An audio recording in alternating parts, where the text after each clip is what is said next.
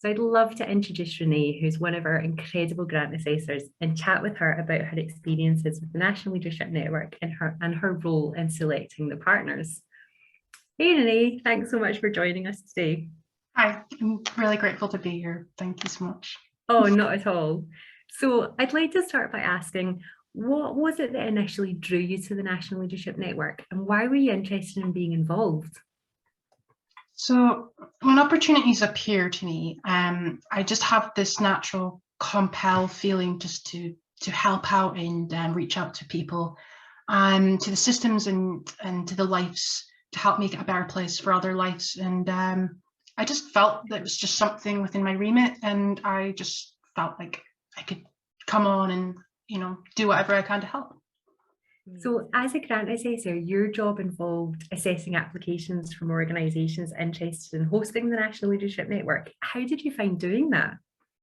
So truthfully, I found it a bit tiring. I felt when looking through these applications, it was quite a responsibility for us because this is like changes that can be made for the future.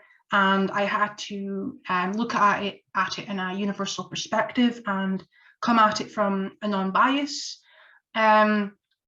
Once they were like checked and done, and it was I felt like I gave the information back.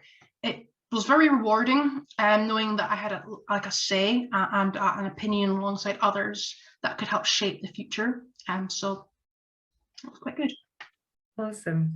So what I think was really interesting for Gary and I was when all of you guys were working together as grant assessors and you were reading the applications, there was a real sense that you wanted to get to meet the people behind the applications, and you all decided that you wanted to interview the managers and the CEOs who'd kind of put in these applications, and you were involved in that. So how did you find that? Through previous experiences, I've done interviews for different people, like social workers and that through the years I've grown up.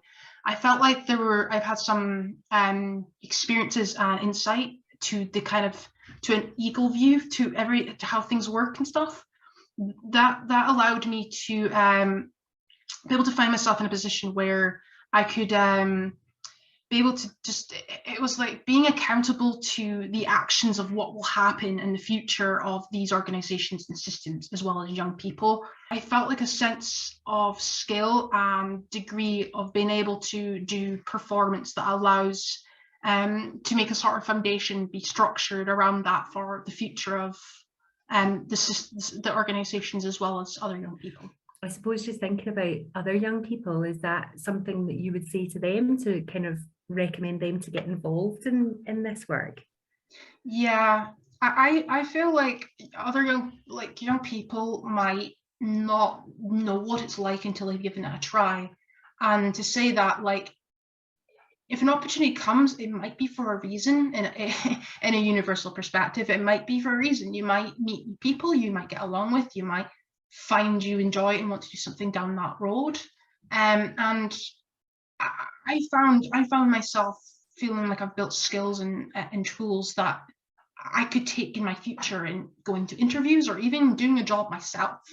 I can look back and say, well, I've done this and this is what I've gained in confidence as well. And I think young people might be able to take a step outside of being classed as a young person or cared experience to see things in a bigger light and meet other staff members who you never know might also be cared experience. And I think that's where power is. The power of that is just quite strong, and I think it's where people can really just find true passion. And who knows? I don't know. They might feel passionate around doing things like that. So linking back to what you said, Renee, about the challenges of assessing the applications, because we got so many applications and they were so good, but there was a real sense that you guys as the grant assessors felt that it was too big a job for one organisation to do and to achieve everything that you wanted the National Leadership Network to do. And there was a real sense that it would be best for a partnership of organisations to host it. So would you like to announce officially who the partners and the hosts are? Yes, with the drum roll in here. We have staff, we have Who Cares Scotland, we have Columba 1400, we have CYCJ, And we also have resilience, learner and partnership. It's a big chunk.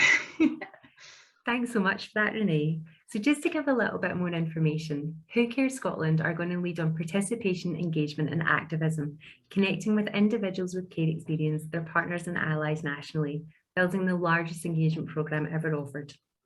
Resilience Learning Partnership are trauma-informed experts and a lived experience-led organisation who will deliver the TIER programme, which is a trauma-informed education and recruitment programme.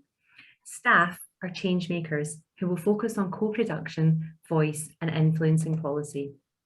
Columba 1400 will support personal and professional development through the delivery of leadership experiences for individuals with care experience, their partners and allies. While Children and Young People Centre for Justice will focus on rights respecting justice, engagement with seldom heard voices and equality. That's great. Thank you so much. And thank you for joining us today, Renee. And looking forward to all the great things that are going to come